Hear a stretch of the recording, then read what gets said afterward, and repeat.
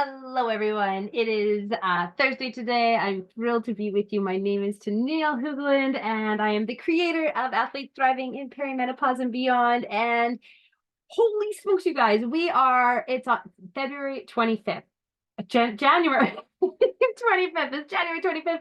And I'm thinking about February already, obviously, and some of my athlete planning. But what is so incredible about it being January 25th is that we're coming toward the end of the Red January. And I just want to share a little bit about what this has meant to me and what it's been all about. So Red January is all about Rise Every Day.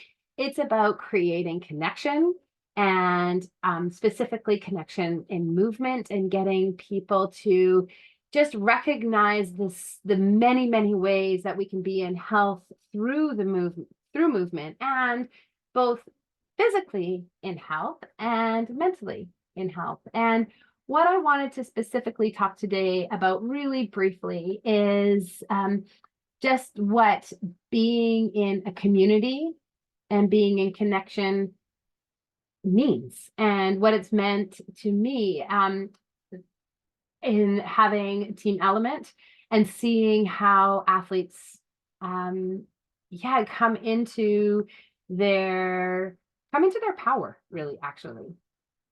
And it's been really interesting. So when I was a professional athlete, I did everything on my own. Predominantly, I trained on my own. I had an amazing coach who I am so excited about working with again, Zane Castro. And this is when I was living in Austin, Texas. And I had no trouble getting out and doing the work. None whatsoever. I put it on the plan, Tennille did the plan. That's what it was all about.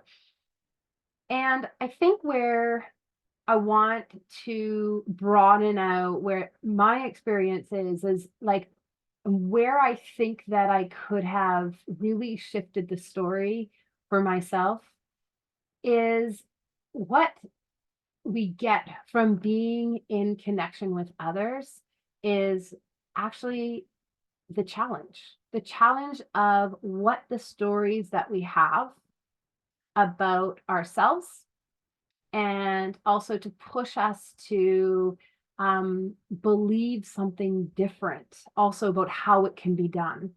And what I mean really about that is when we are on our own, or when we have a really strong idea about how things have to be, we can really, it becomes isolating, it becomes less expansive. And what I recognize for myself is that um, I became really focused on, all right, this was the way that I needed to do things, and deviate from that. And I'm not fulfilling and I'm not gaining my optimal abilities. Remember that in that time, like a couple decades ago, right? This is a long time ago. But when I was in that position, I was fully entrusting, like, okay, there's a right way to do something.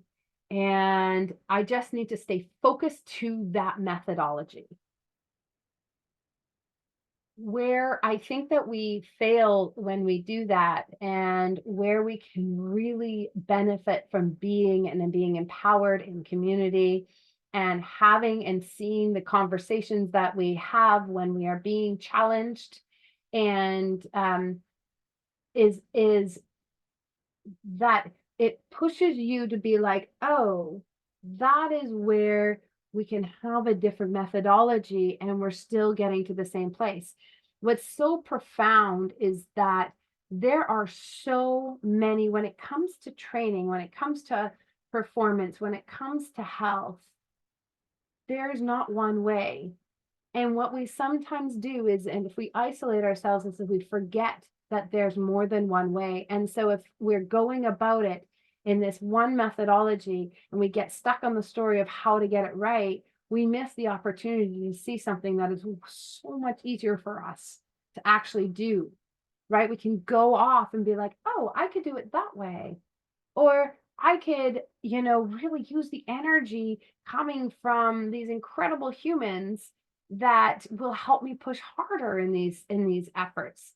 Be- Just because it's energy, just because we are coming together and in we have the confidence that you can push into those efforts. I have the belief that I can push into this effort. Let me tell you, when I am in the Zoom spin sessions with my athletes, and we have, 12 people on the Zoom, and talk about energy coming in and being like, you know what? We're all in our garages, or we're in our living rooms, or some of us are in our kitchen, some of us are in, makeshift situations. We're on Monarchs, remember the Monarchs? We are on Pelotons, we're on fancy ass, $6,000 bikes, we're on everything. And what does it need to be? It needs to be, I'm going to go work hard. I'm not going to give up. I'm going to come and push into this effort because I know I can really thrive in it with others. And also recognize that this is hard for them too. And what does that do for us? It gets us out of our own thinking. It gets us out of our own isolation. And so, what I want to do is encourage you to really think about, where is it that we can find communities and broaden our idea. Like, I have a number of my athletes that are racing on different teams on Zwift, and Justine's on Coalition, and Michaela's on another. And it's this idea of coming together and just pushing as hard as you possibly can. It doesn't have to be elite. It doesn't have to be, you don't have to be something to be able to participate, to be able to move your body. You don't have to achieve a certain goal. You don't have to get a certain power to be able to come into community and come into connection. And you just need to be. You can use the motivation from others. You can use the accountability from others. You can get to see the stories and also say me too from others. And this is truly, truly, truly where I want to encourage every single one of you to find a place in your life that you might be um settling for, like I did, settling for, but I have the plan. I have this is what I'm doing, and there's one way. And I want you to say, okay, well, am I enjoying it? We're not going to the Olympics, people. Like, I don't think anybody in this group is going to the Olympics. Please correct me if I'm wrong. But I do know that we do this for health. I do know that we do this for fun. I do know this because it makes us feel good. I do know that we do this because it helps us manage stress. And so I want to say, what are the ways that we can come together? And what are the ways that you are coming together to make this an incredible experience of health and thriving? And that it's not all about did I get enough? Did I hit the right target? Did I get the right zone? Those things can be important. And if we're going for performance, those things of knowing how to get uncomfortable, gaining the confidence to be uncomfortable. Yes, we can use the metrics. We can use and I'm total proponent of it too. Like, I love data. Let's be honest, but let's keep on moving toward the thing that makes us do what we're doing. And that is to find connection, both to our own body. You are the highest technology. Nobody, nothing is going to be able to one up you on knowing how you feel, but you have to be ready to do the work.